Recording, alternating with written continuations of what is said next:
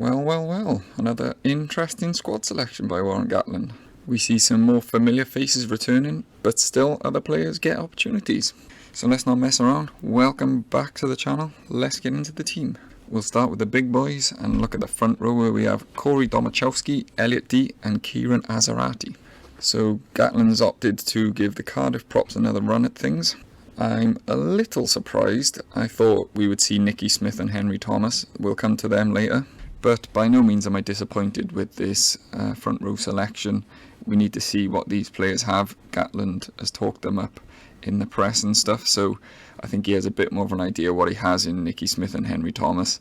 And they're useful off the bench, as we saw in the first England game. Elliot Dee at hooker, I think that was expected by everyone. He had a good first match against England when he came on, busy around the park, good at line out. He'll be hoping to improve the scrum along with the two props. And with those injuries to the other hookers in the squad, I think Elliot Dee is in pole position to start against Fiji. The two locks, we see Ben Carter and Will Rowlands.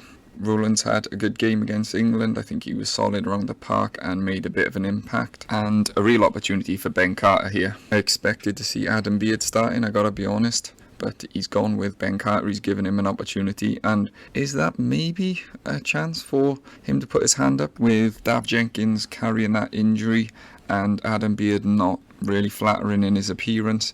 It's potentially, and I say potentially, an opportunity for Ben Carter to be in Gatland's thoughts to start that Fiji game. But who knows? Right, the back row. You could argue if Faletau wasn't available that this would be the starting back row, and that's Lydiate, Jack Morgan and Aaron Wainwright. Wainwright, who impressed against England, along with Jack Morgan, who was excellent in that game, get another opportunity alongside Dan Lydiate, who didn't necessarily have his finest game last week, gave away 1 or 2 pens. But we know he's a favourite of Gatland, and there's a good opportunity for him now to show he's still got the class against South Africa, who's going to be a team who's really direct and suit his type of game. So now let's move on to the halfbacks. We have the experience combo of Kieran Hardy and Dan Biggar at 9 and 10. Really happy with this combo. I like Kieran Hardy and I love Dan Biggar even more. Biggar's been brilliant when he's come on the 2 games. He's shown his real class and shown that he is definitely still the number 1. There's no doubt in my mind. There's a part of me that would have liked to have seen Sam Costello get another run. But I understand with a lot of changes again, we needed a experienced halfback combination. And as you subscribe to the channel, I'll move on to the centres. This is a really exciting combo. Mason Grady at 13 and Johnny Williams at 12. I don't know why I did them backwards.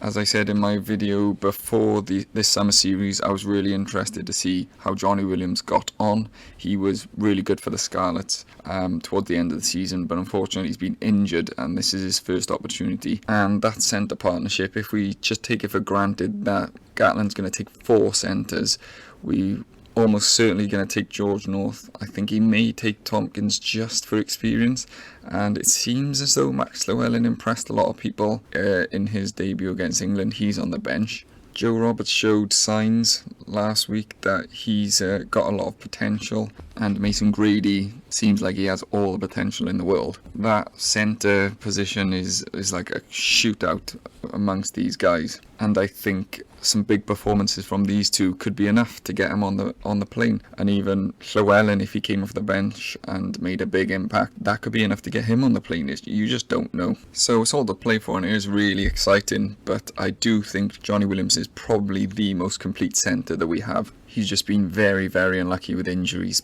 But let me know in the comments what your opinions are. I have definitely gone on about the centres too long now, so I'm moving on to the back 3, who are Rio Dyer, Alex Cuthbert, who's back from injury, and Liam Williams, who was excellent last week. Thought we may see Halfpenny, but he's gone with Williams. I just thought he might try and protect Williams a bit.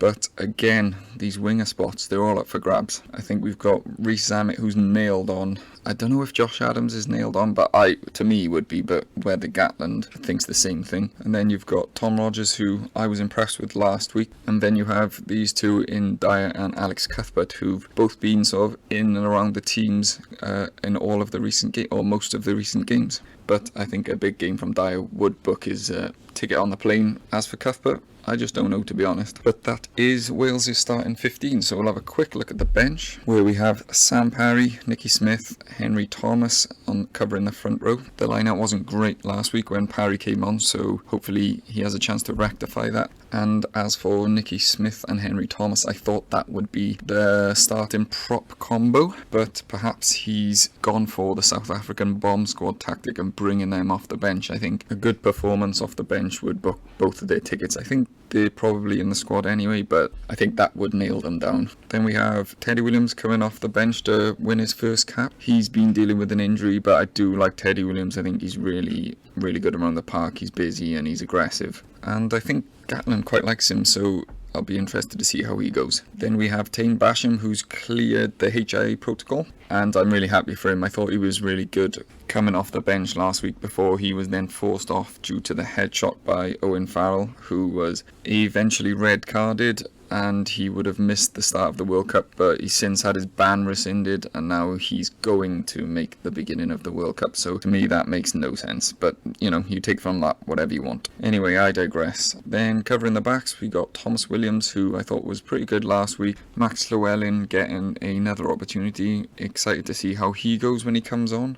And finishing up the bench, we have Kai Evans, who's going to come on to win his first cap too, so congratulations to him. Must admit, I haven't seen a lot of him. I know he covers outside half and fullback, so interesting to see how he goes. Wales are in search of that replacement for when Halfpenny and Liam Williams can't do it anymore, so it'll be interesting to see Kai Evans, as he could potentially be one for the future, so good luck to him. Let me know what you think about the squad. Before I go, I'll quickly read through the South African start in 15. They've got Kitsoff, Marks and Frans Malherbe, Jean Klein and RG Snyman, so no Evan Etzebeth starting fights with everyone. Sia Khaleesi, who's good to see him back after such a long injury, with Peter Steph du Toit and Jasper Wiese at 8, which is a really scary pack for Wales to have to deal with. Then you've got Hendricks at 9, Libbok at 10, Colby on the one wing with Kanan Moody on the other one, and then Damien Dialende and Jesse Creel in the centres, Willie Leroux running up fullback. So that's the South African team, and for anyone who's actually still listening, I forgot to mention that Jack Morgan retains the captaincy for Wales. So it's looking very likely that he's going to be the skipper for the World Cup, so congratulations to him.